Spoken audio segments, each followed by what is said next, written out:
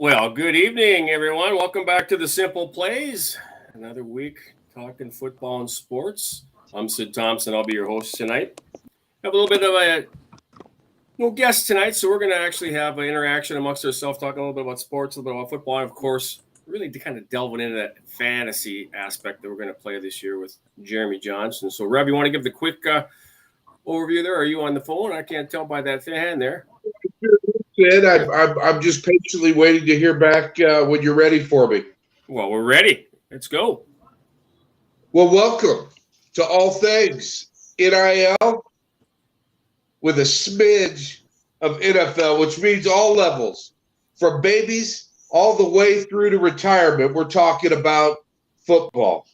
We want to welcome our pro host, Ulick Booker, former Michigan State Spartan, Super Bowl champ with the Pittsburgh Steelers.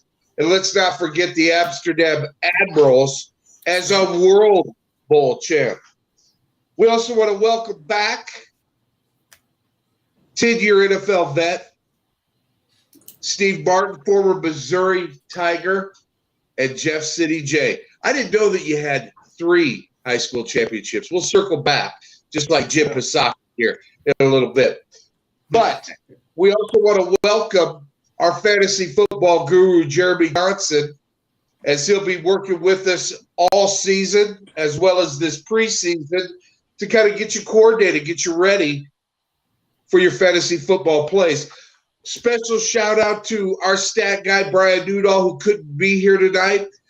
Just want to send out prayers and blessings to the family as they're awaiting the possibility of an addition. We'll find out. You know how pregnancy goes. Tonight could be, it could not be. So, and there he is.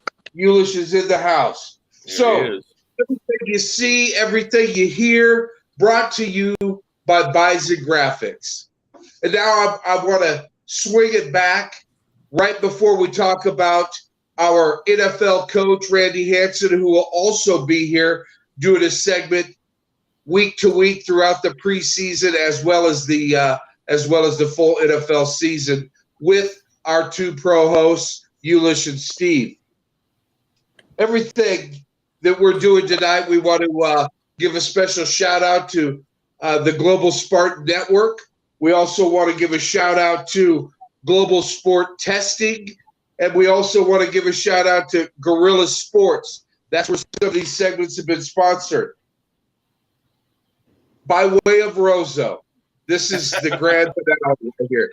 By way of Roseau and Minneapolis, he's no longer on the bluffs, kids, with the mushrooms. He's down in the valley. He's here with us. He's our little leprechaun to our lucky charm tonight. Sid Thompson, our host. Welcome. As usual, Rev. Amazing intro. And, ironic, I got the screen behind me that's green since you mentioned leprechaun, right? Top of the morning to you, lad. So, anyway, I may be short, but I'm not that short. So, but I do bleed green and white. Right. So, guys, we got a lot to talk about. We can talk a little. Let's talk a little football, and then of course, just all kind of rolls into what we're talking about. We're talking fantasy. So, if you don't mind, I want to kind of bring up some things in the sports world where we're talking football. One of which, first of all, in the business world with football, because I think I mentioned last week we were talking about Tennessee Titans where they get their new stadium. They talked about that, but that's actually put on hold. You know why? Because I think they fibbed a little bit in the report. What I was told in reading, they said it was going to take $1.8 billion to upgrade that stadium versus $293 million, which was the Solutions Group said to keep it Nissan Stadium up to snuff and viable until 2037. So they may not get their stadium yet. So they were kind of trying to pull the chain a little bit with the committee there in Nashville. So FYI, but now it also sounds like Sam Cassell's little sister there in Chicago isn't going to be able to kick off that stadium. They're ready to beat feet. The Chicago Bears might leave Chicago. That's crazy, Tom. Come on, Lori Lightfoot. Yeah, I don't know about that. We won't go there. It's not good getting a Lori Lightfoot. Yeah, that's a whole different topic. That's a whole different topic. We got plenty of memes for that one there, guys, but we don't want to get involved with that. So let's start talking about some of Okay. I'm sorry, Sid. I broke you out. That's all good, man. That's all good. That's the entertainment value we have here to bring to the show. So, but I wanted to bring up, and then Jeremy, this can kind of come into play about what you're talking about. And we get to the fantasy. Some of these guys since camps are going now, a couple guys I got to bring up that are going to be a big part of their team if they do when they get their contracts figured out. Is Deebo Samuel and DK Metcalf. Both are in camp, but they are not partaking. And I'm told it's going to cost them. I think it was like $40K or something per day for not participating. So I know that Metcalf's played all in the past 3 years, every game. Been very valuable. I think he had 12 TVs last year and just under 1,000 yards. So will he sign and will Deebo sign? Because those two guys are very valuable to the teams, and particularly when we're talking fantasy, Mr. Jeremy Johnson. Yeah, the fantasy impact. I mean, it's a little this past year. Obviously, Russell Wilson moving on to Denver. So you're going to look at that taking a little bit away from the receivers there. But I will say this, as far as Deebo Samuel, last year he really evolved into a class of just a few guys to play the running back / receiver position. I know Cordell, Padel, but Deebo was hands down one of the top receivers. So to answer your question, Sid, are they going to get paid? I mean, they're wide receivers. They're divas. They're supposed to command the ball and command those big paychecks. So I'm sure they'll both wind up signing with their respective clubs. But I do think that in comparing the two, Deebo Samuel definitely has a way higher ceiling than DK Metcalf, especially with the loss of Russell Wilson in Seattle.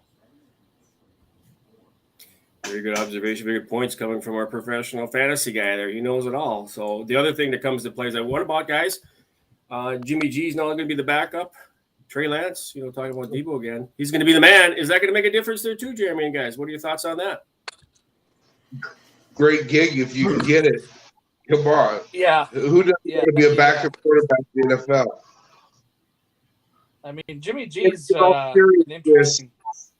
He loses the gig and he's with the team. We'll see how that doesn't split the locker room, because he's got some Jimmy G fans in that locker room. And when you have that, right, you have leadership. And of course, this is probably where I would defer to like Steve and Ulish to say, you guys have been there with rookie quarterbacks. You've been there with veteran quarterbacks. You know the game. You know how the locker room acts. And, some guys are ride or die. And some guys are like, just get me to the ship. You know what I mean? So I'm gonna say that I think it all depends on Deebo. Because if they sign Deebo and Deebo stays, then Deebo's going to tell them put Garoppolo in. If Deebo says he's gone, then they're going to stick with Trey Lance. That's what they would do. Because Deebo's more than a receiver now. He's added a new dynamic to the game because he lines up at running back and runs the ball better than some running backs. So that's very real. And he's going to command that type of salary because he's probably looking at, look, I can't do this for 20 years. There's just no way. It's a lot of work. He took a pounding in the playoffs. So I see him commanding that salary. And when he commands that salary, if they keep him, he's going to probably dictate who the quarterback is. That's what I would think. I mean, I think because Trey Lance is so young, and his process, I mean, he got some burn last year. However, I think it's going to come down to week 8, that week 5 to 8 stretch. If he's pissing down his leg, everybody's going to be looking right down that sideline at Jimmy G like, okay, all right, when you going to put him in? Enough of this. We'll try this next year. We're trying to win games. So you got to look at it from that aspect. You got to look at it how veteran of a team is San Fran right now. You know what I'm saying? Those guys, it depends if they're heavy. If they're heavy on the vet side, then his rope is real. His leash is real short. If they got some younger guys that's moving towards that veteran status and they really don't understand the concept of winning, if you will, then I'm going to go with Trey Lance because they can develop and go through those hurdles and those aches and pains together. But like Steve said, Debo is going to play a big part in this, and Trey Lance, he's going to play a big part in whether he continues to start or whether he gets benched. And we're going to know that around week 5 to week 8 when he starts to hit, when that wall gets closer, that proverbial wall that you hit, on a 17, 15 week, grind. So. Well, good points. And Jeremy, I know we're talking about individuals here. It's a little early to hand it out the crowd. Nobody's even really been to camp yet. And everybody just about had a cheeseburger there, a cup of coffee. And now we got, we're giving starting reports. Think it might be a little bit presumptuous because nobody's been smacked. Nobody's been in camp yet. And really, the only thing they've really done is unpack their bags. Maybe got their sock drawer lined up. They just got in the dorm room. They're just getting settled in. You're right. Exactly. Nothing's happened today. But not having those signings, it's big. It's really big. Well, and I was going to ask Jeremy, and we'll get into this more about how fantasy works in that, but how does that reflect upon if you're drafting? I mean, how you guys draft, if a guy's potentially sitting out, what do you do in that situation? I mean, what are your thoughts? So, beware on a player who excuse me, who may or may not be, holding out. A guy like Debo is arguably at probably one of the top 3 or 4 receivers in the league. But in the dynamics of fantasy, he's probably a second, third round pick, probably 3rd or 4th more so.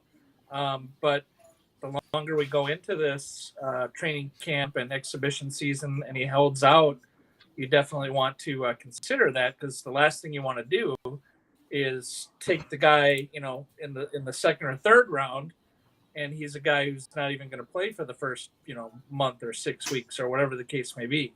You definitely want to hit a home run on those, 1st, 2nd, 3rd, 4th round picks when it comes to fantasy. Well, I was just curious because, like I say, again, we'll get into more detail on this, but can one actually be out of fantasy after the 1st or 2nd or 3rd week even? I mean, if you look at that, can a guy really be out say, boy, man, my first 3 weeks were terrible. I don't even know if I have a chance to get back in this thing. Oh, no, not at all. I would say usually a fantasy, because your fans are playing this fantasy football within the 17-week regular season. So your playoffs and your Super Bowl, your fantasy bowl, those have to be done. Usually they're done by week, the 2nd to last week of the season, because that last week of the year, teams will have, playoff implications or not, and they'll sit a starter or not. So in the world of fantasy football, your fantasy bowl is week 17 out of an 18-week season. So with what you had just asked Sid about, hey, maybe I picked a guy like Debo and he's sitting out, and loss record reflects that, I'm 1-2 after 3 or 0-3 after 3. You have about 13 weeks overall to lock in your playoff position. So if you're 0-3 and you have Debo and he's sitting, hold on to him. Maybe trade him. See what you can get for him. Where you might need some strength at other positions on your roster. Good points. Well, how would it affect it if he got traded? If he did get traded, what if they traded DK Metcalf or Debo now? If they did that while they're in camp, how does that change the fantasy? So the dynamics of fantasy football when you're drafting individual players. You're getting points on what they score if they do get traded, by all means, and you have that player, and he goes to, let's say Debo were to end up in a Rams uniform in a 5 receiver set. Obviously, where they're throwing the ball a lot more, he might get more opportunities, so his stock might rise. He might get sent to a cellar dweller, and when you get halfway through the season and people are dinged up and you're already looking at, I don't think we're going to, some guys check out too. So it's really just kind of a hit or miss type of thing, but you definitely want to pay attention to depth charts for teams. So, if a player goes from one to another, someone's got to step up into that role. You mentioned, in San Francisco, if Garoppolo's not the quarterback, you got Trey Lance. But what if they trade Jimmy and they go with Trey and Trey gets injured? Who knows who the third string quarterback is in San Fran right now? Anyone? No. Fantasy, you'll know who that guy is if that scenario pans out. Did you say Frank Gore? Heck yeah, I said Frank Gore. Oh. Well, first and foremost, my third string quarterback, I'm handing the ball off. Jerry, your comment on Debo going to LA, that's going to get the GM shot if he got it. If Debo Well, ain't gonna happen. It was a hypothetical. hypothetical, Steve. So, I know, hey guys, but it's kind of crazy. But I just know that would not And go. Julio Jones. What about Julio heading to Tampa? You just took and beat me on the punch because I was going to say, guys, the rich get richer is what I was going to say on that, Rev. So, what do we say on that, gentlemen? Mr. Brady's got Jones there now, and like I said, it's just they keep getting better. I mean, I'm looking at that potential. Listen, you talking about a Ferrari with a bad head gasket on it, man. What do you mean? Come on, man. Instead of Ferrari with a bad head gasket. Well, if you're talking about my F1 Hey, Ferrari team, they haven't had any luck lately. So, Man, I'm telling Hey, he stays Yeah, That healthy. is breaking news. right there, Adam Schefter talking If he about stays him. healthy, So, I'm terrified of him. I wouldn't want no part of him. Because Man, that's like I all he said, ever needed was that extra one-man threat. That's he's a Ferrari with a bad head Is he still gasket gonna- or a Ferrari with a bad set of tires on it. However you want to call it. At some point, that tire's gonna let go, or that oil's gonna get down in the spark plugs, and that sucker's gonna start. Come on. I mean, I hate to say it, With is the what it engine just is. Yeah, it's Well, just that's like yeah. the check engine He light stayed just hurt. I gotta flashing. say that. all right. So we Well, know I all will book. say- What we go ahead, Jerry. I know what Book's thoughts are on him right now, but let's hear your thoughts from a fantasy perspective. I sat back and listened to you guys, and I know there's a lot of high hopes for Julio in Tampa. Obviously, Tom Brady, the GOAT, enough said. But I'll say this: as a guy who had Julio last year, when he was at Tennessee, he missed a lot of time last year. He's not a spring chicken. I'm not saying that the skills aren't there. I'm not saying he won't be a red zone threat. He will, because he's that type of athlete, as he's definitely put up some really good numbers. But in Tampa, they have lost Gronkowski, so you have a little bit of some tight end identity there. They do utilize the tight end quite a bit. So Cameron Brate, they also signed former Viking Kyle Rudolph within the last week. So a couple balls to go that way. But Mike Evans, Chris Godwin, and the guy that I really like in Tampa is Russell Gage. Breakout season playing for the Atlanta Falcons last year. Hold on, let me write that down. There you I'm a go. newbie. I gotta take these. It's like looking at the racing form. I gotta get the tips when I can get them. I had no these are free idea nuggets. that Pick they them up. had Rudolph. Get your pen and Yeah, paper. Rudolph I to seen me that the was other a day. sleeper. Rudolph was a sleeper. Nobody really checked on him because the Vikings just were struggling. But Rudolph is a sleeper, man. He's a really good tight end. He's underrated, so he'll fit in the Brady scheme perfect. So that's I mean, he's a mirror of Gronkowski. He's the exact mirror of Gronkowski. Same size, just gonna say same height, same. body type. Just, just not as animated. Hey, gentlemen, Well, let's take a quick go let's ahead. take a quick break, Steve. We take a quick break. We had a commercial break. Come back, and I got another comment on somebody we're talking about. Some money's possibly coming to him, and then it's delve a little more detail into the novice in me with Jeremy here about this fantasy stuff, because I got to be schooled here. That's why I'm taking notes. I got my pen and my notepad here. I'm listening to the man there taking his pointers. So let's take a quick break. Come back, please. Spartan Global Network, a platform that will provide various types of useful lifestyle products and services that will help people in need. Spartan Global Network, in conjunction with Affinity Consumer Alliance, presents an online subscription-based platform that's bundle inclusive, based on level selection. Spartan Global Network provides access to unique insurance coverages for you and your family. Mobile phone breaks down? Our mobile rescue plan covers more than 15 common repairs and even water damage maintenance. Car broke down while on the road?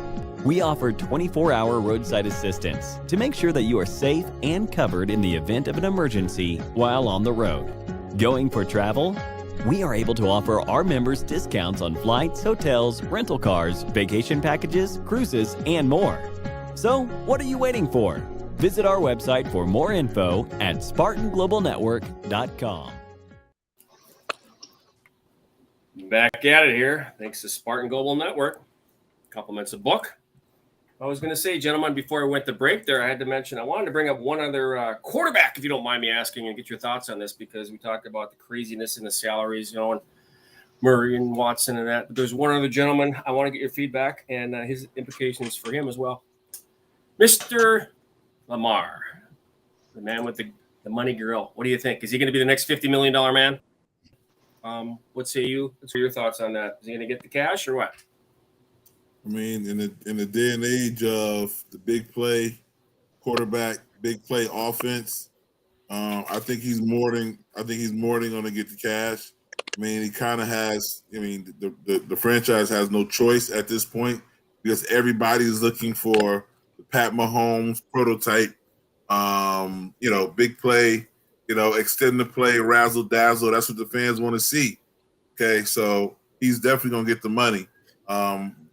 Without a doubt. And if the Ravens don't, I mean, they're dumb as a tin can with poop sliding down it. You got to pay your bell cow. You got to pay the bear. Yeah. I mean, right there, it says right there, highest win percentage of quarterbacks drafted since it's 18 with 20 start. Right there, top. You know what's surprising is that he's higher than Josh Allen. Yeah. So, and Tua is right there too, Baker and Kyler. But I'm telling you what, man, the guy is phenomenal. I mean, I would love to have him with, at the helm for my team. But Sid, Kyler Murray. What's that book?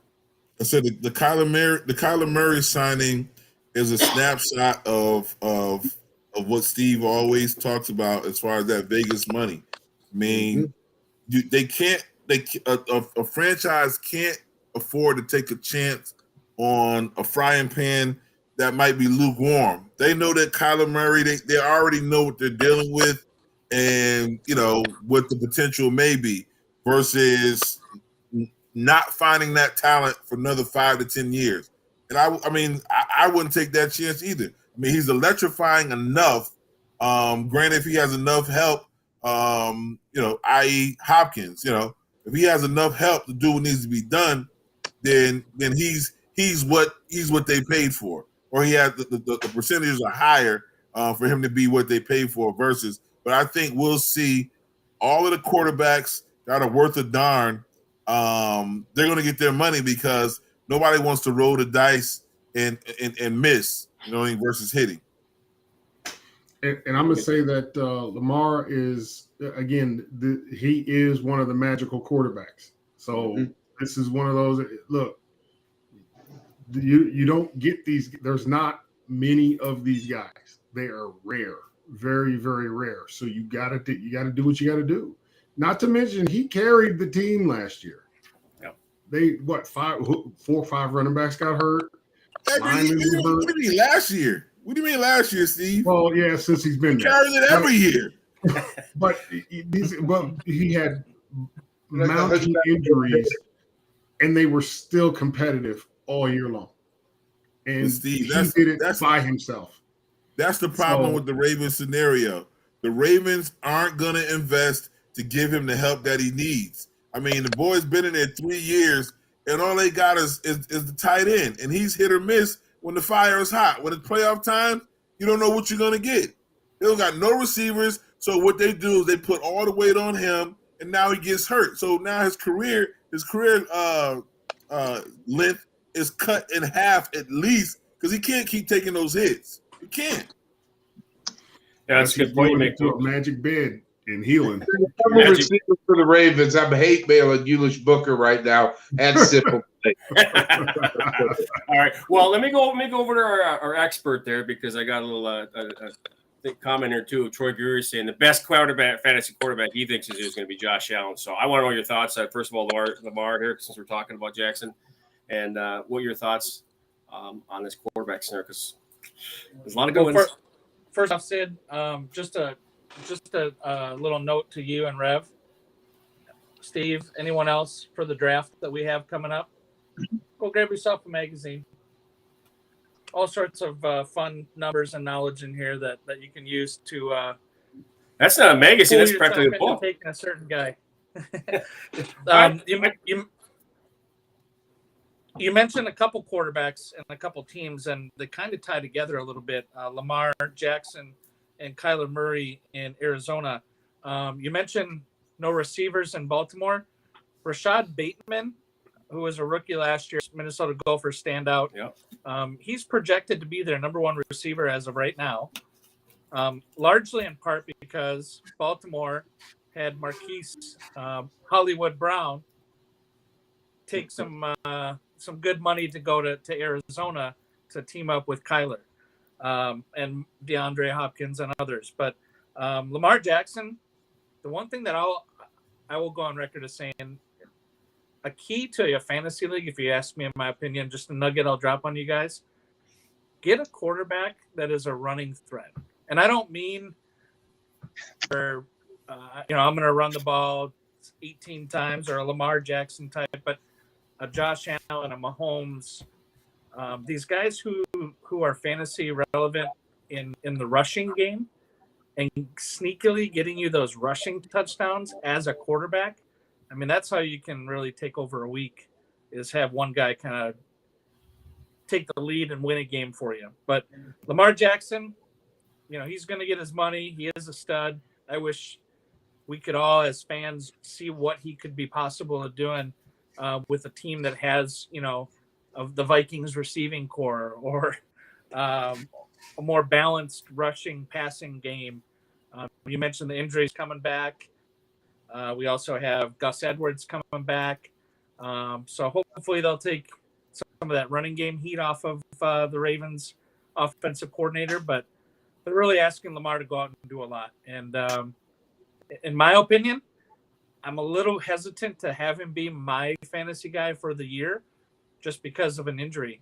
If you pick a guy like him and he goes down because of height, you find out that the waiver wire is not too kind to you come week 8 when you're trying to find a quarterback to win you a fantasy game. So that's my thoughts on Baltimore.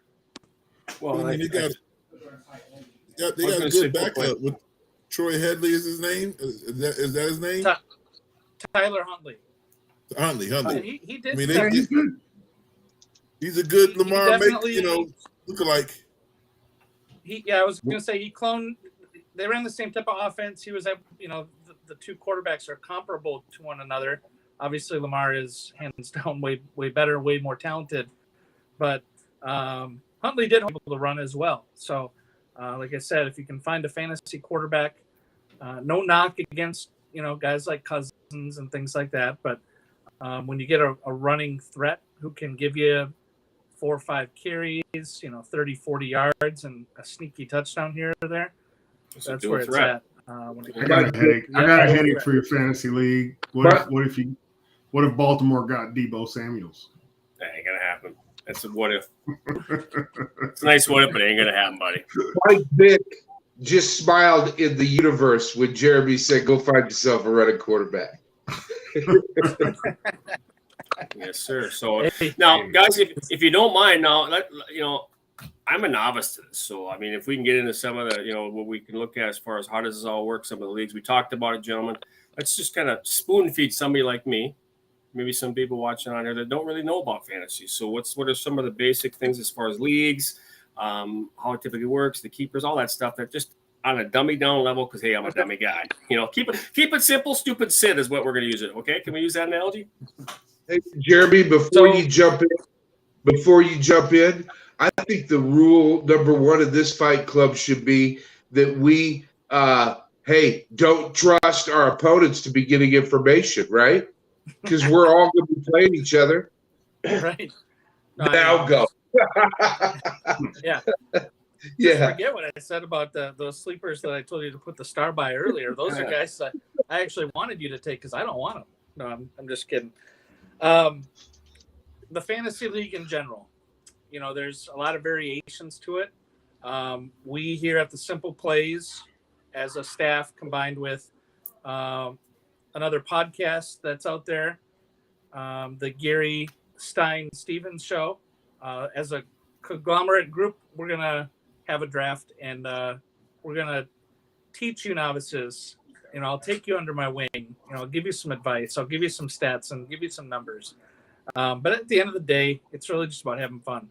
The type of league we're going to be having is just a traditional league with traditional point scoring.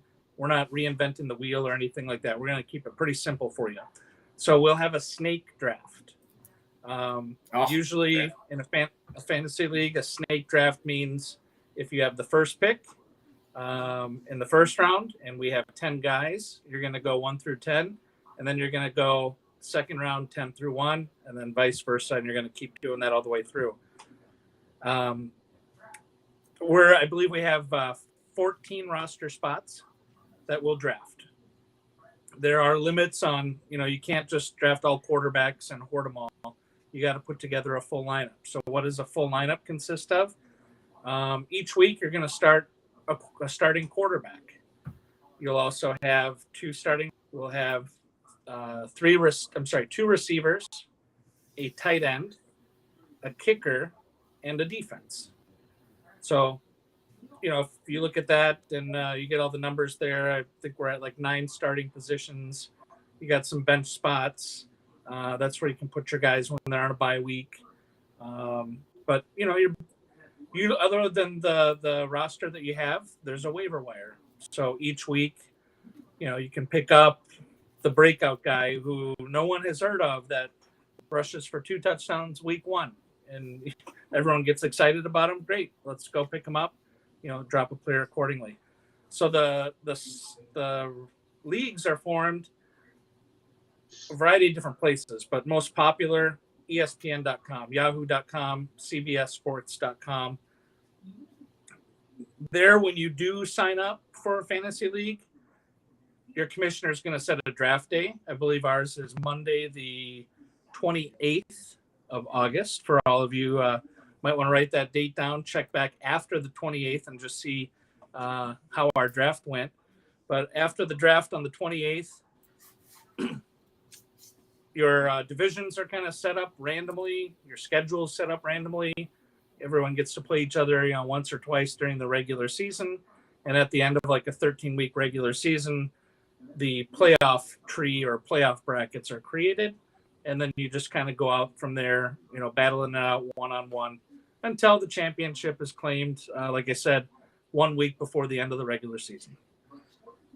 So that's kind of the framework of fantasy. Well, when you draft the players, you put them in your lineups, and then, those are the guys you're rooting for to put up yardage and touchdowns. And, if you have a defense, you're looking for sacks and interceptions and fumble recoveries.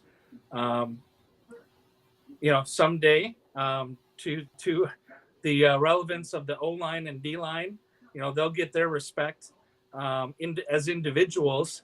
But I know that currently, fantasy, it's really about the skill positions, your quarterbacks, your receivers, tight end. You got to give a little love to the kickers. Their makes and misses not only hurt their NFL teams, but their fantasy owners as well when a big field goal is missed. So, that's just kind of the background of fantasy and how it works. And you just kind of battle head to head. Gives you a little bit of extra reason to watch that Sunday night game that you normally wouldn't watch, or the 3:00 game. So many of us are football fans through and through, but we all started usually just following one team, the hometown team or what have you. But this is a way for you to kind of pay attention to more of the league. And it's really fun to play with friends, coworkers, family members. But things can still get crazy, and there's a lot of trash talk out there too. That's what I was going to say. Two things. First of all, Troy is saying he's calling his victory right now. So you heard that first here on this podcast. So we'll see about that, Mr. Gary. We'll see about that. And secondly, you said for fun. I know it's going to be fun, but there's competitiveness. I don't care. If I can beat Book and I can beat Steve, and especially Rev, I'm happy. I'm playing to win, even though I know what I'm doing. So I knew there was a catch. I'm gonna end up buying somebody something on this show. Okay. At least if I don't have to get any tattoos anyplace, I'm fine. Yeah. Hey. Hey. Speaking it into existence, you don't know what's going to happen. Years down the road, just might come to relevance. I believe it's in the universe now. We should probably come back on that. I don't know.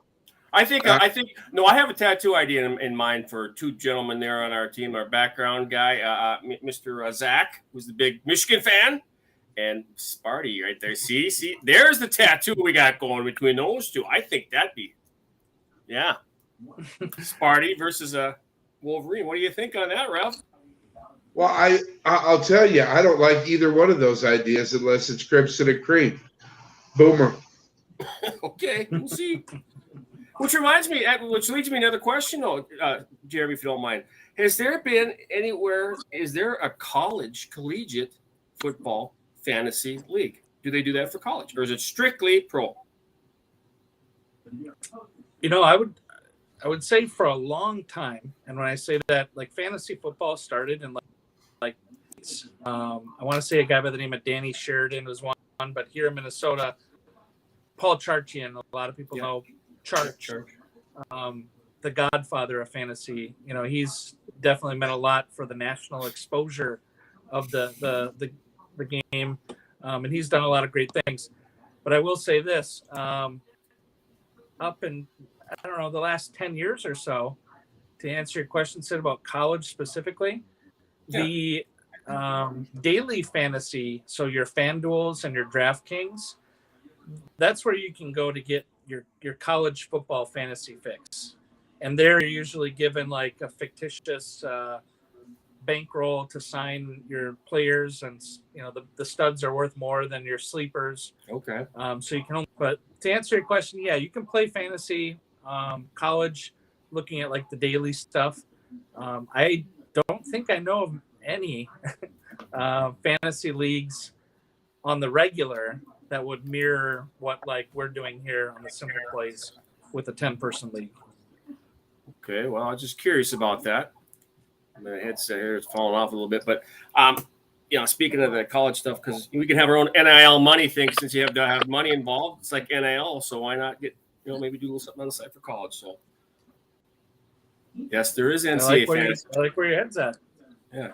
Troy says there is NCAA fantasy. Very good to know. And we'll talk about some NIL dollars here, too, in our NIL talk in the second half after the Will segment. So I'm going to kind of kick back. I want to throw it over you guys. Get any questions about this? No, I kind of got my 2 cents in because, I'm the novice.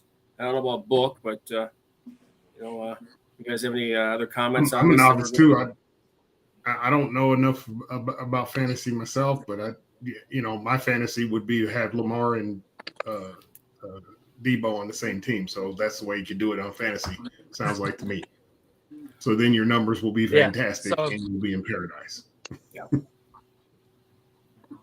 Got that running quarterback, and you got and Debo, like you just had a very unique breakout season combining a running back and a receiver. There's been a couple guys that have done that very occasionally, or plug and play type of guys. But this past season, to watch Cordero Patterson specifically at the beginning of the year really kind of emerge out of the backfield catching balls, and it did create a little controversy. I'll mention this: a guy like Taysom, the backup in New Orleans, who ironically makes more money as a backup quarterback than the entire rosters of all the WNBA teams combined. I don't know if you guys knew that. Well, that's interesting. Take the WNBA salaries, put them all together. Wow. And you got Taysom Hill, and he makes more money than all of them. But That's true. That goes back to Rev's comment do about digress. good gig. That's okay. Here's the question by Zach. He's asking, says, in the first round, would you take any other? Do you draft any other position besides a QB? I mean, you take your top-notch running back, or what are your? Yeah, as a general rule, you really want to lean on your running backs early as number of touches. So, like for the newcomers to fantasy and understanding how it works, a running back who runs for 10 yards, they get 1 point per 10 yards rushing. A receiver who catches a ball for 10 yards gets 1 point for catching the ball, and then we'll also get 1 point per 10 yards. So when you look at opportunities and who has the most touches, the running back used to just own the league. I mean, when it came to 1,000-yard rushers, it was, the norm. And now you get the running back by committees, which takes away a little bit from the individual performances, cumulative, but quarterbacks who throw the ball, 25 yards, that's 1 point. So, and then you get points for scoring touchdowns and things like that. But to Zach's question, I would say running back first. Yep. There's probably a good 8 of them that are solid that you can count on as long as it doesn't happen. Then go stud wide receivers and then stud quarterbacks. So Makes sense. I would say, me personally, I'd hold off on a quarterback. When it comes to fantasy and it's, your team against my team, you want to have that separation. So, like, let's say I have a Travis Kelce as my tight end, and, you have, let's throw a name out here, Cole Kmet from the Bears. You get a little bit of separation in points if you have Kelce or Cole Kmet. I mean, Kelsey's going to have a dozen or more targets a game, more opportunity. So if you can draft in a way where you're kind of creating that little bit of separation at a couple positions, when it comes back to your bench, and you could take a little bit of a shot on a couple sleepers. At the end of the day, it's all what does PA say, Rev, to have a chance? You need a chair, a chip, and a chance. There you go. Chair, chip, and a chance. Okay, I'll take that one. Well, all mine are going to be sleepers. I'm going to put it that way. So, if you wouldn't mind, I mean, since we talked about some of these holdouts and things, let's bring up, and then the guys can talk about it too, our pros. How about some people as far as moving, players that moved to different areas, different teams? What kind of effects are they going to have in their fantasy and their team this year? And I'll just kind of sit back and let Book and Steve and everybody else kind of comment on that, because let's get you some key people. Obviously Wilson and some of these trades we talked about. Yeah. I mean, at the quarterback position, there was a lot of movement. So I'll just kind of go through some of the names that moved. Russell Wilson to Deshaun Watson to Cleveland. Will Deshaun Watson play? We don't know. Carson Wentz to the Commanders. Matt Ryan to the Colts. The Falcons losing Matt Ryan, getting Marcus Mariota and Mitchell Trubisky. So those are just a handful of the guys who've been on the move. The one I really like is Russell Wilson. He has performed. He's going to be given a few more tools to succeed in Denver, kind of what he's accustomed to. I know that Seattle just took a big blow to their running game with Chris Carson possibly retiring. So Seattle is a little bit iffy this year. So I think Russell took took his time to get out of Seattle, but got out at a good time where he can be very productive in Denver, rising the stocks of receivers like Cortland Sutton and Jerry Jeudy.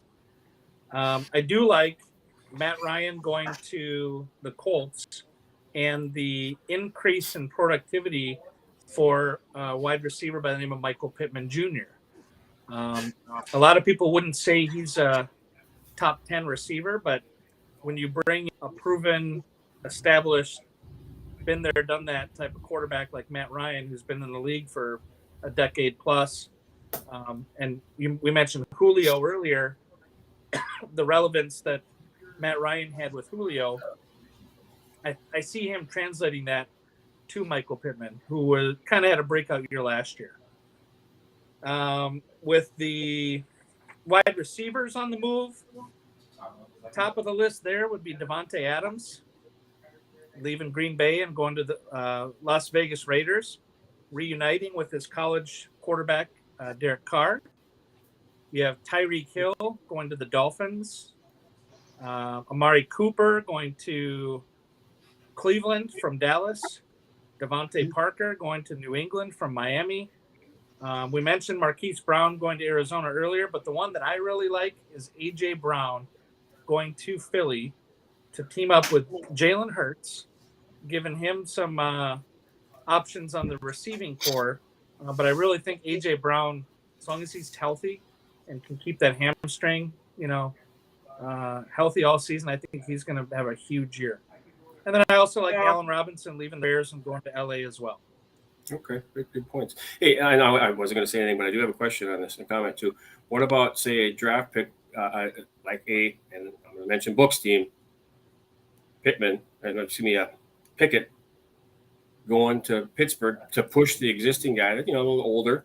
How is that going to affect? I mean, guys like that. What are your thoughts on that too? I mean, just want to get your feedback on that. That to me is Kenny Pickett, the Pittsburgh situation.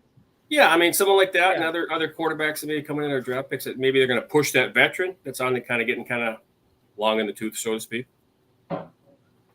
Yeah, I think back and talk a little bit about, that whole Amari Cooper to Cleveland. That looked a lot sweeter when Deshaun didn't look like he was getting half a year or a year, as well as the fact that they had Baker. Now, I mean, now you're messing with Amari's money, because now he's thinking, how many touches am I going to get? When we bring in the next guy, and obviously they've done that, but not playing with them. Here's where that whole fantasy thing. I'm like, what happens to a guy like that? I'm thinking like Jared Goff. The big trade out of Stafford gets a ring, and what does Jared get? He gets Detroit. He gets Auburn Hills, in January, December. Right.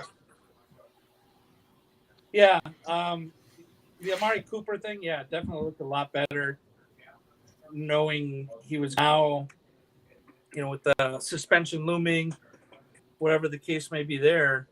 It definitely decreases his value. So, if I'm looking to draft him, I probably wouldn't, even though I might really like him, I'm not going to reach for him.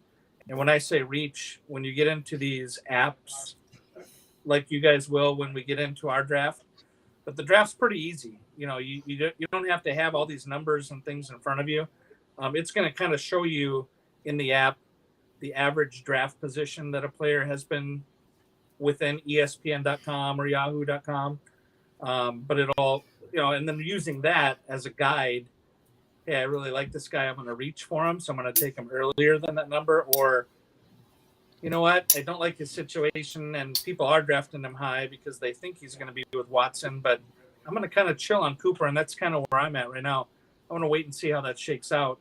Maybe see if I can create separation at a tight end instead of getting a guy like Amari Cooper. So, well, just listening to how this kind of functions, I'm sitting there thinking like, well, this is definitely a reason to watch the second half of the preseason games, because that's where you're going to find, because the guys that have that come out season, I think Kelsey was one, Tyreek was one. They didn't come in, they weren't the starter day one, but they earned their spot. So you're going to see, and what gets those guys on the table is what they do in the preseason in the second half. And most folks tune that out. But you got to watch that. It's real important now. It is. And to kind of elaborate, I believe our league is 10 guys. So, there'll be some depth on the waiver wire, some meat still on the bones where you can swap out guys. But to your point, and how you mentioned if I was to play in a 16-person league or even more, you can imagine how thin these positions get. And that's where that comes into play even more. Is like, that then you look at, okay, well, this team throws the ball a lot percentage wise. So who's their third receiver better than, the second receiver in Carolina or for the Jets, not picking on those guys, but traditionally they're my go-tos when it comes to struggling offense. So, but yeah. And then Sid, you mentioned Pickett. Yeah.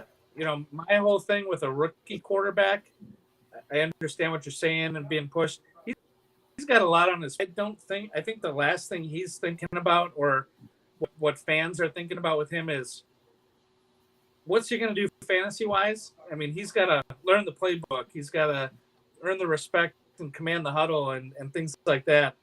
Right. And he wasn't a consensus number one guy that you can't miss on. So last time I heard, he had small hands. Yeah, well, I think he's been to what Book has to say though. He wants to be there. Book keeps talking about the team he wants to play for, a system. I mean, he stayed home basically, so I think he's going to do well. But that's just my personal opinion. And then you talk about go ahead, Burke. Was there a quarterback that played for the Vikings back in the day that had small hands? Do you remember what his name was? Yeah. I think I heard a few small-handed ones. They used to say that Pep had small hands, okay? But the biggest problem with Pep was he was 260 pounds. So whatever was laying behind them hands, go ahead.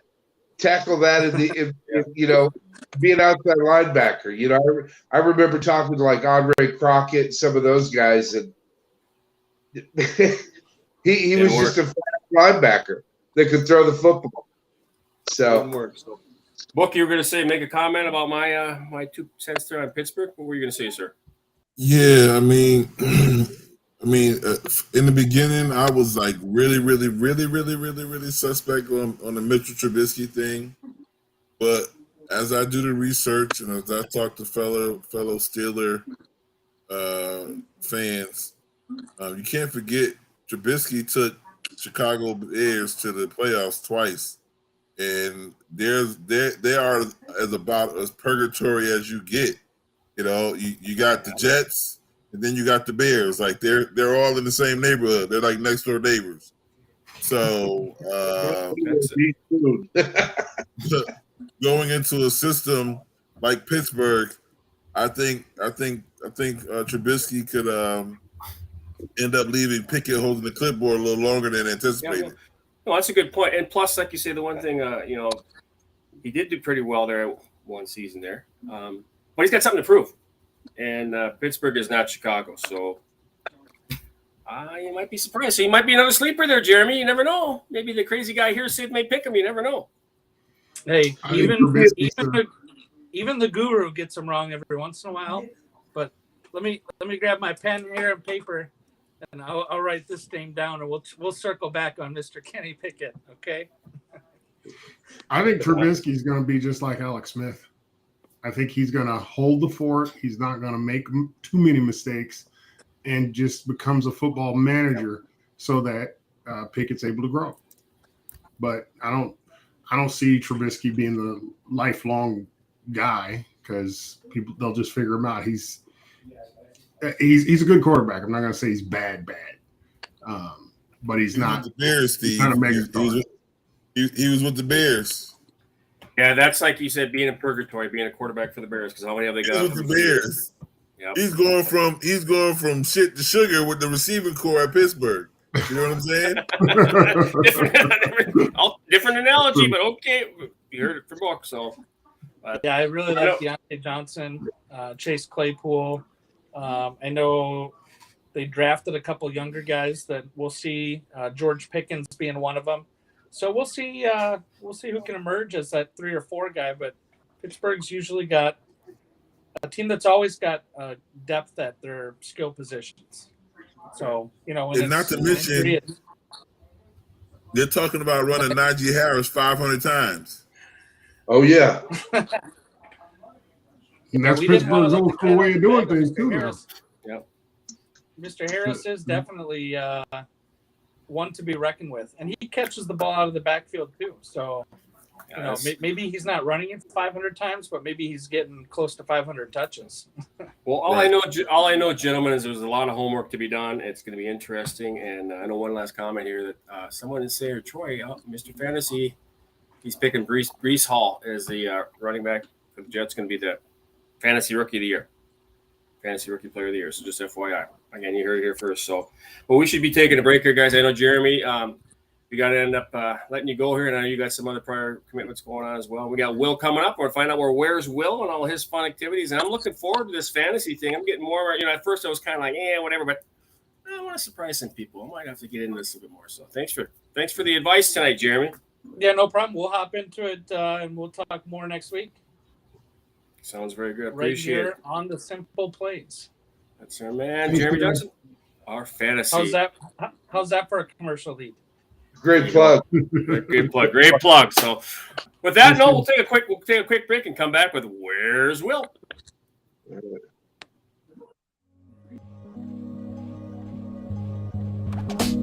Sweat.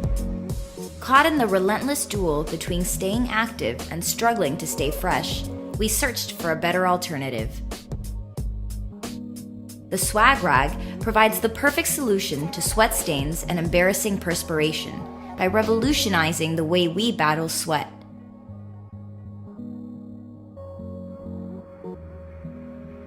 Gone are the days in which we were forced to carry around an unseemly rag to wipe away unwanted sweat.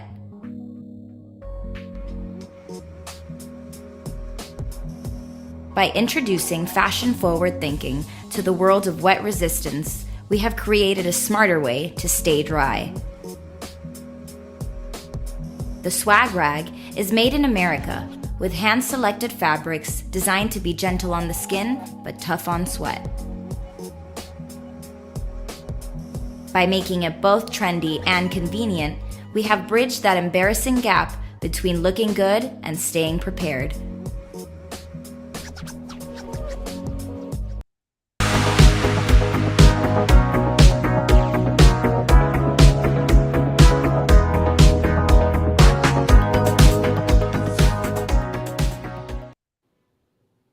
And we are back with Where's Will. And before I go into Where's Will, I tell you what, I'm sure some training camps could use some of them swag rags right now with this heat out there. So, Will, what do we got going? Oh my, oh my, oh my. We got him on. We got the voice that's going on. We got Will's voice. Let's see. That's a 50-50. Let's see a 50-50 chance tonight. We got Will. Will is hiding his voice too. Can't hear you. Do we have closed captioning? We don't. The Where's Will segment is always a hit or miss. This is a bright. Will, you got the mute. He's got the Jeremy Johnson problem that we had around before he got on. So hopefully, because Will had some exciting things to talk about, some tailgating things he's got going. So he's going to regroup. Hopefully he'll come on because I believe he's got some surprises on some tailgating and incorporating super fans. So hopefully he'll be able to come back. But that's good gig too. That's like a backup quarterback in the NFL. If all you had to do, well, I know personally, if all I had to do was go to the game and eat, and then say, "This is better than this." Oh, hey, heaven! Yeah, Will, we just going audio. Will, we got you. Hello, can you hear me? Yes, we can. We know we got the graphic up there, so we can hear you. That's the key. What do we got going, Will? I was excited to hear from you today. So I just came. I was at the 3M this morning. Well, not this morning, but this past weekend with some of the PGA guys in the Minneapolis-St. Paul area. Got to meet Ricky Bauer, talk some BS with him for a little bit. Obviously, Kevin doesn't like the fact that he went to Oklahoma State since Kevin's an Oklahoma guy, but that's a whole other story for another ball game. So that was a good thing to see, just seeing that community celebrate golf in the Minneapolis-St. Paul area. Congratulations to Tony Finau for winning the 3M Open.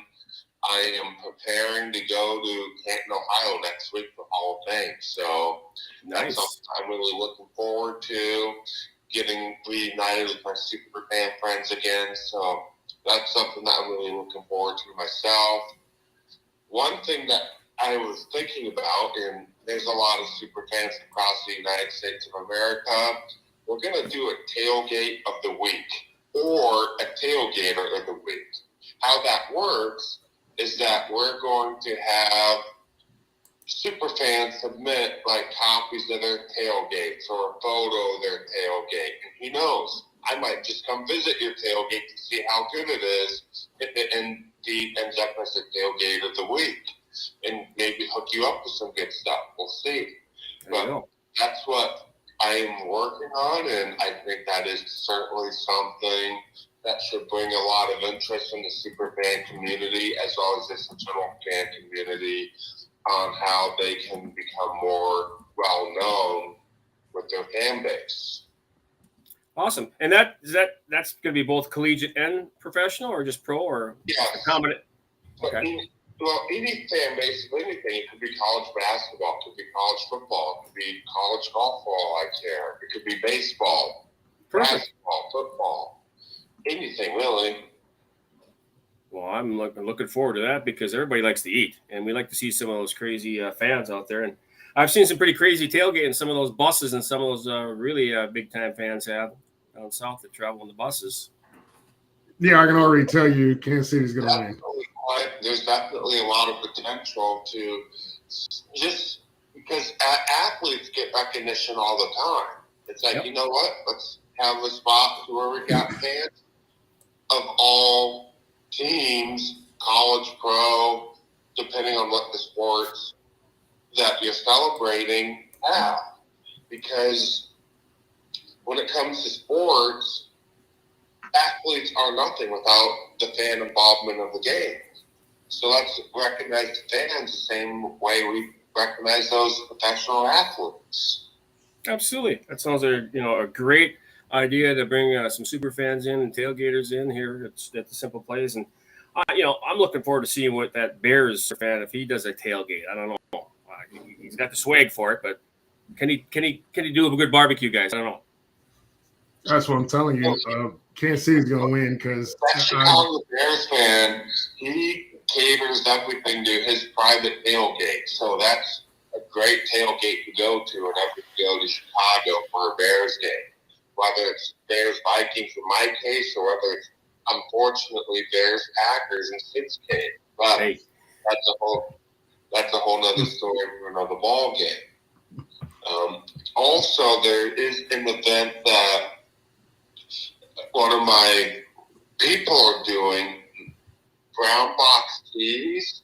They're hosting an event in Apple Valley. It's like a tailgate type setup with food trucks, who getting to know local businesses, and just because you can be fans of anything really, not just football, not just sports. You could be fans of your local businesses. Like you might go to your favorite taco stand from down the street and go eat your favorite burritos or whatnot.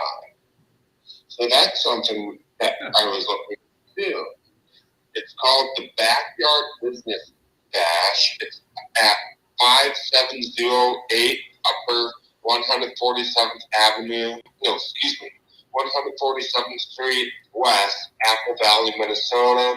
Saturday, August 6th, 2022, starting at 10 a.m. and going until 4. Support your local businesses. Be a fan of small business too. You can be one of small businesses. Yeah, that's key. You want to get back to the small businesses in each community. So awesome to hear about that. And I'm sure, like you said, Steve mentioned in KC, there's plenty of guys that are going to be doing that, supporting their business, buying their supplies to make their own food instead of having it catered in. Right, Steve? They don't think they're catered. I'm telling you, I done so many barbecue startups starting Arrowhead parking lot. So I'm just saying, Kansas City's going to win. There's barbecue's just too good. Well, Arrowhead tailgating is probably top 3 in the National Football League. I'm saying It's number one. other I'll tailgates help you. It's number one. not better. For example, the tailgate Warriors at the Arizona Cardinals, they're top notch. The Nutsack tailgaters in Houston, they're top notch. Well, one thing I know we're going to wind down here too. They're top notch. Well, at least the Bears fan that you saw, Timmy from the bus, dressed up in a Chicago Bears cap, crying out loud. I want to hear one of these times from Book if he talks about out east there, because they've been pretty quiet about the Eastern tailgaters. I'm sure there's some crazy fans in Pittsburgh and and Philly and all those fans out there. They gotta have some crazy fans out there tailgating, Book, don't they? I mean, the Giants, the Eagles, definitely. I think they put on a pretty good show. Now, I don't know how friendly they are to the foe, Yeah. but they definitely put on a good heck of a tailgate. You know how friendly they are. You know how friendly they are. They don't barbecue. They freeze their food for the game. You know what I'm talking about. All that ice cold beer they're drinking there in Philly and in Pittsburgh. Yeah, that's for sure. And yeah, we remember an incident with the Vikings when the Vikings played out there too. So their fans, it can be a tough crowd all east there, but hey, that is what it is. So, well, Will, I know we want to get to our NIL segment here coming up, so we got to talk a little. There's been a lot of things going on in NIL, so we appreciate you popping on. I'm looking forward to getting this segment going with the tailgaters because I would be very curious as to who they have the top. I'll announce my first tailgater of the week, so we'll go from there, and I'll give you an announcement of who my first tailgater of the week is next week. So all you super fans tuning in, stay tuned, and we'll put in a place to submit your submissions on the simple Playz so that you can submit your entry to become the tailgater of the week or tailgater of the week. Awesome. Well, thank you, Will. You bet. We're looking forward to it. We'll get that video going so we can see some of these events are coming up too, but glad you're able to get on. So I appreciate you talking about tailgating. So with that note, Will, we're going to let you go and we're going to start talking NIL. I don't know if we're taking a break, if we're going to go straight into it. Looks like we're going to probably go straight into it because we're on the tail end here. I didn't see our producers say anything about commercials. So let's just jump right into it. Gentlemen, there was a lot of things I want to bring up here with NIL because we've been kind of lacking in that recently. One thing, just as an FYI, because this was something I talked about with you guys several weeks ago, was NFTs. Believe it or not, I wanted to point out NFTs represented, I think it was 17% of athlete NIL deals. That's a pretty good percentage. And it's a way for the athlete because it's branding, as far as branding who you are, and that's the way for them to take and utilize their own image through NFT. So just had to throw that out right to start. But there's a couple of very interesting things that kind of come into what we're talking about. One of which, Coach Harbaugh, who's not a Sparty, he's a Wolverine, but I want your thoughts on this. I know Coach Harbaugh said Big Ten should share the TV deal with the players. Should share that TV deal with the players. Gentlemen, we'll talk about this. I know what probably Book and Steve's thoughts are, but let's hear it. Coach Harbaugh's talking out. Got it all, sir. Kevin Warren, yes. And I got something else to talk about Kevin Warren, so keep it going. Book, I mean, we've been talking about this. I think that's the player side of him. Also, I think that's as much as I don't want to give kudos, that's brilliant on his behalf. Yeah. That's brilliant on his behalf from a standpoint of recruiting. You want to be if I'm a college coach, I want to be the first guy talking about CBA player compensation. Screw this NIL stuff. I want to talk about giving guys the real money. And it takes some gravitas for him to step out there and start having that conversation. Because if you're talking about giving players TV deal money, we ain't talking about no $25,000 a year. That's for darn sure. No, not at all. When we're talking $1 billion, probably maybe went up a little bit with the addition of USC and UCLA. It may even up that number a little bit, at least 20 to 25%. You never know. That number could go even more. So, I'm with you on that. Steve, you want to take and piggyback there, or just pretty much agree with what Book has to say? I mean, first of all, I played with Jimmy Wayne, Harbaugh when I was in Indy, toughest quarterback I ever played with. So I give him the kudos because he's always been that. That's why he's, in my opinion, a good coach, because he's always been more of a player's coach because he knows what his upbringing was. But it's a no-brainer. That's the best way to do it. You get it's the same thing the NFL got. The NFL properties deal is where all the money's distributed to the players. Players get they're supposed to get 71% of the NFL properties money. And I remember back when Upshaw was preaching about redoing the CBA. Jerry Jones came to Upshaw and said, "Hey, you gotta do something about these salaries." And Upshaw was like, "What do you want me to do?" He's like, "Well, these guys, I got to pay so much to get a running back. I got to pay so much to get a quarterback." And Upshaw was like, "Well, that's on you." It's like we're just the CBA just says 71%. If you want to pay him more, that's your discretion. But Jerry was coming to him like it was his fault, and it's like, no, it's not.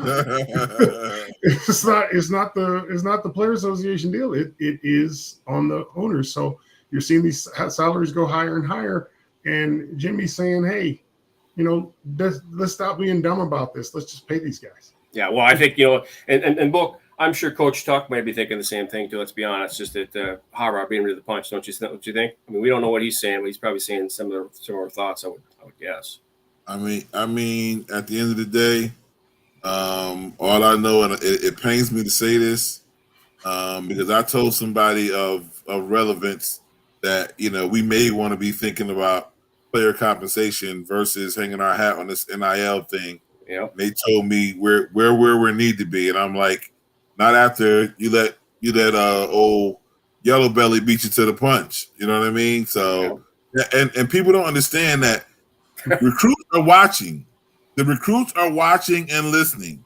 Okay, so at the end of the day, they're hanging on every little word, and if they're worth a darn, their handlers, that's a big statement for him to say, "Hey, listen, let's just pay these guys. Let's quit beating around the bush. Let's take control of the scenario versus letting this NIL thing and this collective thing kind of dominate, this whole compensation piece." So at the end of the day, once again, kudos to him. Yeah, and you know what, Book? I don't know if you saw it. Our producer's probably going to clip that too, just so you know. Hey, guys, I got to spin off of that. I'm going to spin off. There's two things I want to bring up because they kind of go hand in hand. And one thing is that, speaking of this, I was listening to an interview on Rich Eisen on Nicole Auerbach, and she mentioned Big Ten commissioner. Mr. Warren, he thinks that the federal government needs to step in and lay some ground rules about NIL. That's from Nicole Auerbach on the Rich Eisen show. That was Kevin Warren saying that. Now, that's the second thing is on the on 3 NIL, they had a very interesting. They had some survey. They surveyed, I think it was 85 of the top 200 recruits. Top 5-star, whatever they were. And I made a note of a couple little items here, and I don't think everybody was telling the truth. I think some of them said they were not, but they said 30% of the top recruits are open to taking an NIL deal over going to the perfect fit. So I'm going to take the money versus going to school where I think I'm a better fit or could possibly win. And I'm guessing that not everybody answered that honestly. And they also said 31% had been contacted by a collective. Again, I think that's probably more, but that's what the two numbers that came into my mind that made me think, okay, 30% of these guys are saying that they would take the money, but I know it's probably more like 50-50 or more. And I think that article even references that too, that's saying, I don't think they're being honest. But that was what the comments that they said. So on those two things, I think those are some pretty big talking points. I mean, first of all, the Kevin Warren topic on legislation. Gentlemen, what are your thoughts on that? Here they come. Here they come. A little too late, but they're coming. And they're going to start trying to lay some track now, figuring out how they can, in many ways, get back some of the reins of this wild Mustano. Guess what? I got news for Kevin. This is the problem. When you are a large institution you move really slow. And with technology and with cell phones, it's literally that easy. And that's where we're at.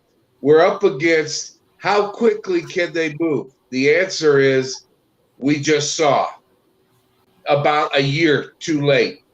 Okay. Well, Yeah, I mean, go ahead, bud. yeah, I think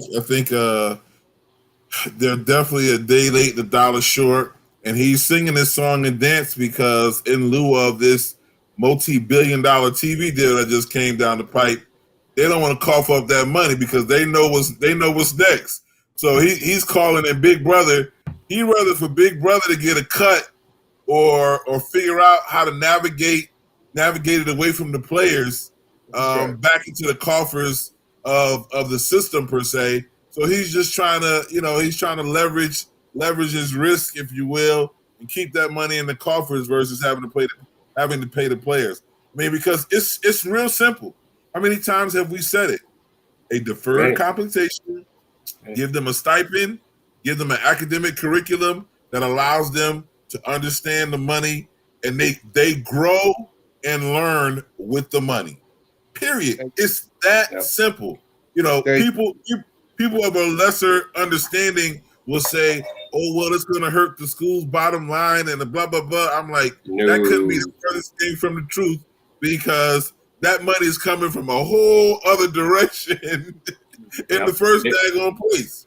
They're not including. But they're not including ticket sales, not including Vegas. That's just the TV deal. So yeah, that ain't gonna hurt the schools.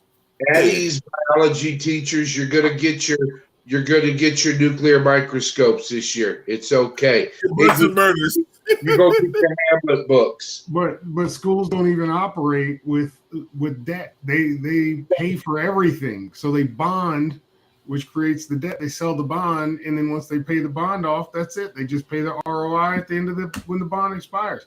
They don't operate with debt. So trust me, these stadiums, they're paid for.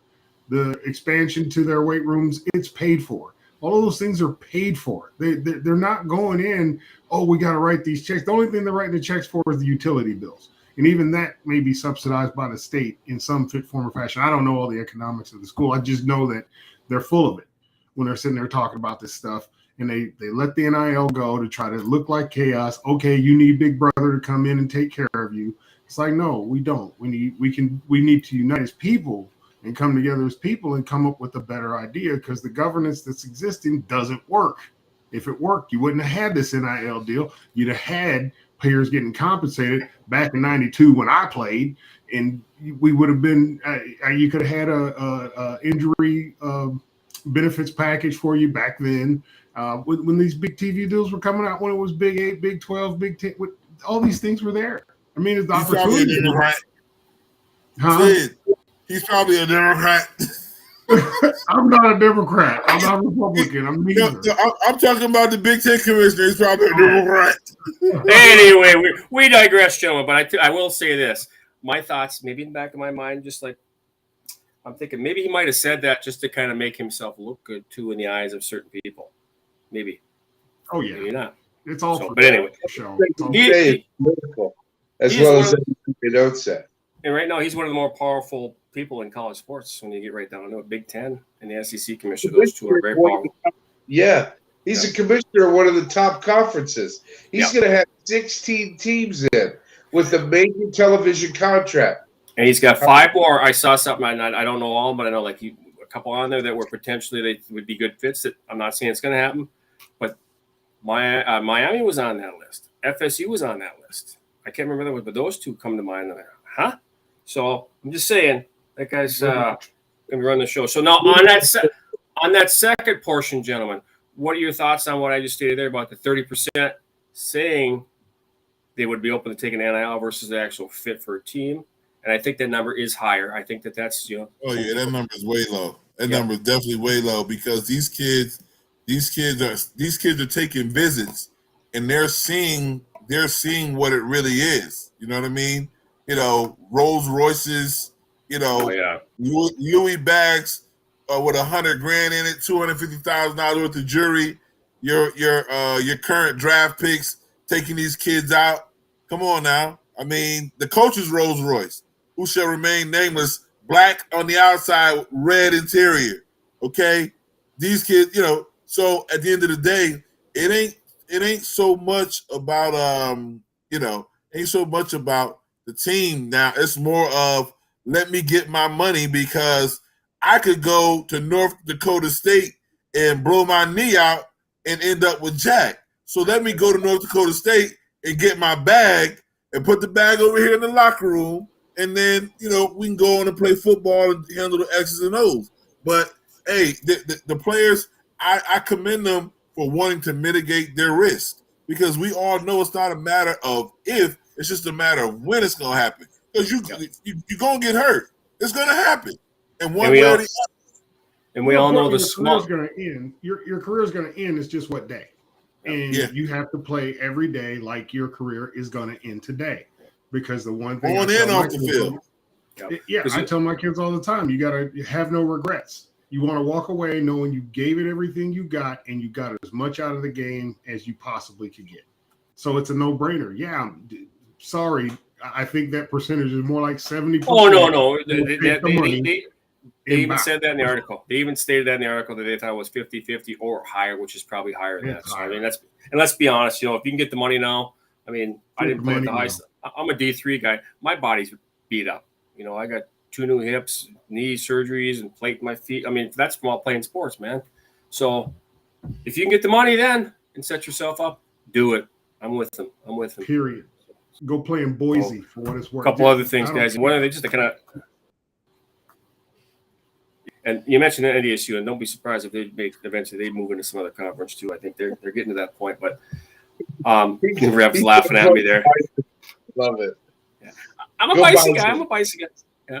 But on the other note too, I got to bring this up because I told you guys off air who my college team was, and you laughed at me. But I'll show you right here to prove it. You see it? Well, but so the Vols, and we got to bring up the coach there, the past coach, Pruitt, whatever was there. I can't remember. Is that who it was? Whatever, former coach. Paying off. I mean, his wife involved.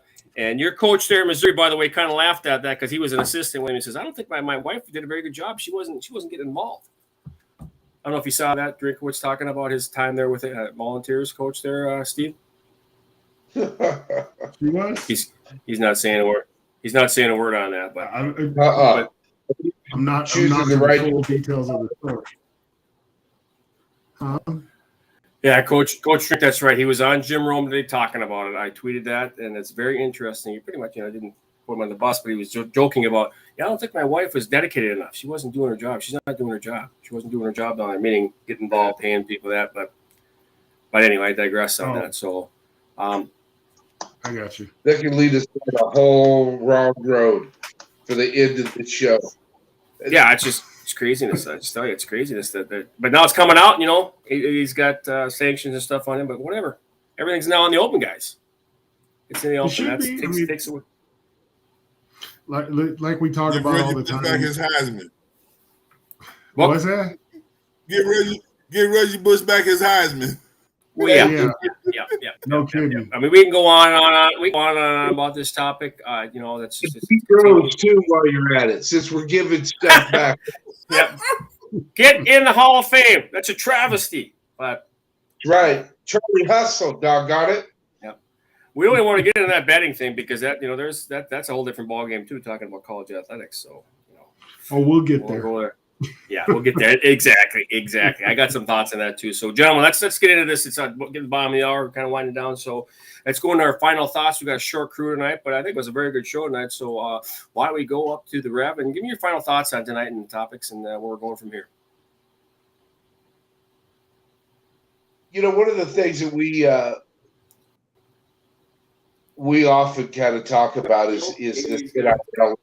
Really, this is about kids, and this is about having a core group of people around you that is going to not just mentor you on how to throw a 15 and out or a button hook or teach you how to 3-step or 5-step or 7-step drop. That's not what this is all about. This is about creating in this athlete, whatever athlete. You could be a girls soccer goalie. You could be a forward on a basketball team in men's. This is really about how you are going to put the tool belt on for the rest of your life. That is having your financial affairs in order, your future in order, meaning that if something does happen, that you are financially, that you are mentally prepared for the mishap. Because just like Eulish said, it's not a matter of if, it's when. These are adults. By the time you get to the highest level, these are men and women playing against one another, not boys and girls. And so with that mentality, all we're doing is speeding up the process of giving all of the information to these kids. And like what was said already, is let the money grow with the individual. And yes, there are going to be hiccups. Nobody's perfect.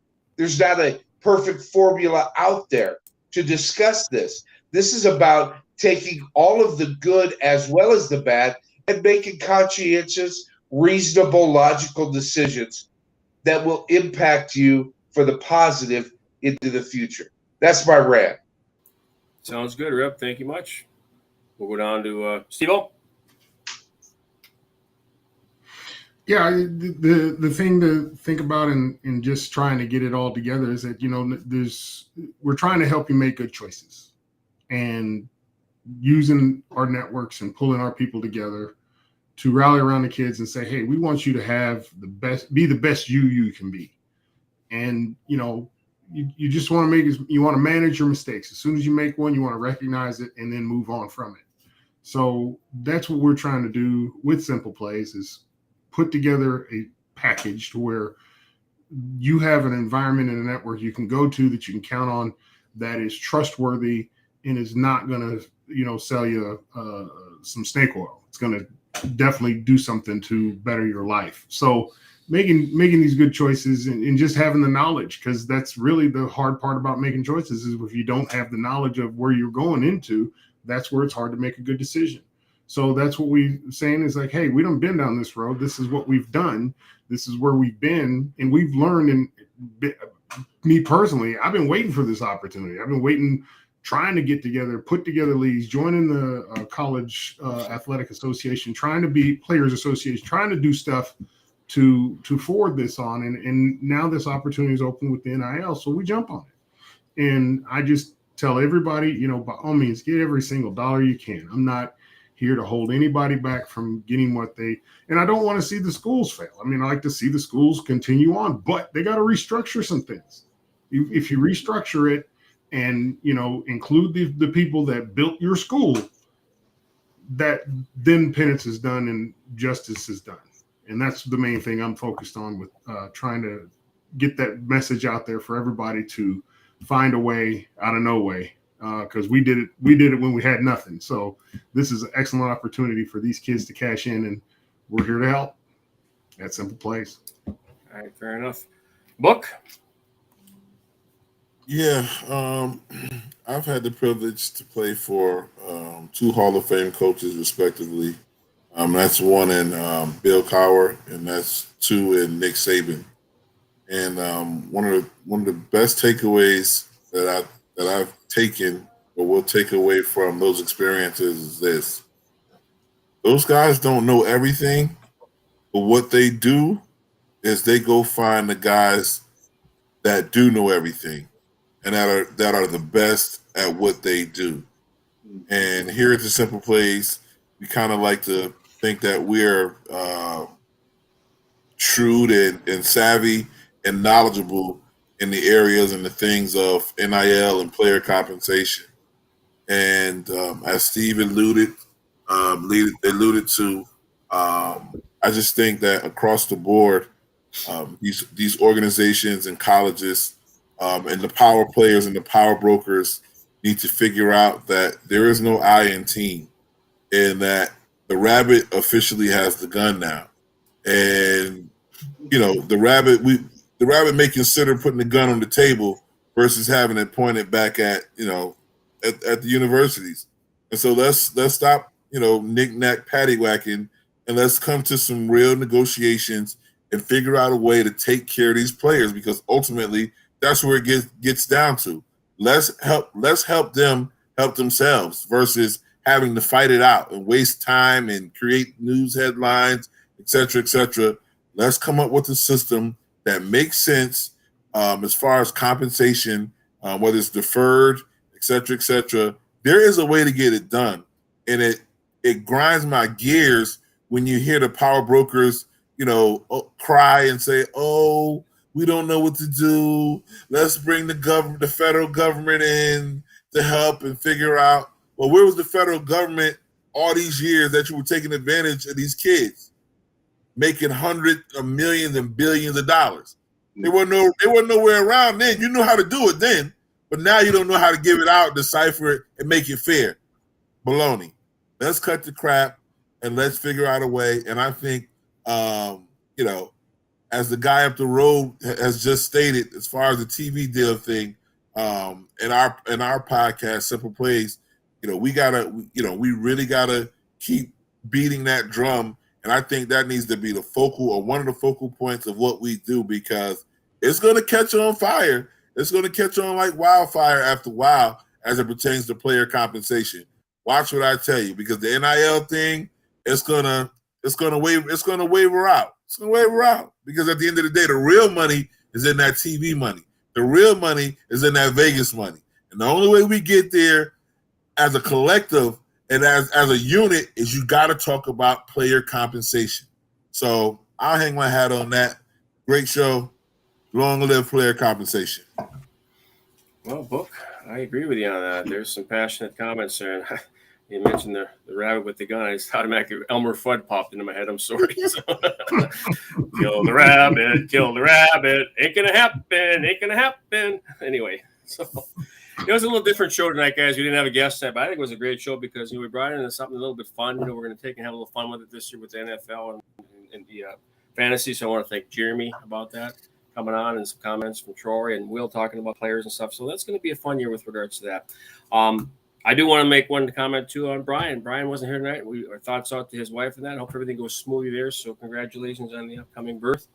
And he'll be back sometime in the future. So prayers and thoughts out with him and his wife tonight. Coming up next week, I want to make sure just to point out, we got to have him try to double check too. Next week, I believe on the calendar, we had Raekwon and Freddie on. And just to confirm, with last week, we had a little issue there. So we're going to hopefully get them on next week. The King of NIL, Mr. Raekwon, we're looking forward to hear from him. So that is key to get somebody that's in the know what's going on. He'll be back with us next week. And Coach, what's that? Coach Hansen will be as well. Okay. So that's a good night. I think I said very good comments. Lots of things came up and some interesting things with NIL in our segment. And I'm excited for where things are going. Like I said, there's always bumps in the roads. It's a work in progress, just like the NIL is. And player compensation, it doesn't happen overnight. We're going to get there. So, guys, I want to thank everyone that watched here tonight, and thank the guy in the background, Zach, who is clipping up books. So you might see a clipper book or two in the future. Book, I'm going to say, I'm looking forward to seeing that clip on Mr. Harbaugh. So anyway, that was my highlight of the night, gentlemen. For coming from a Sparty, complimenting a Wolverine coach. You got it. It was a compliment. Well, yeah. Yeah, it's true. So, but anyway. The truth is the truth. It is the truth. It is the truth. So we know others are thinking it as well. So he's just the one that beat everybody else to the punch. So, guys, great job tonight. For all of you who are watching out there and watching on the replay, so long.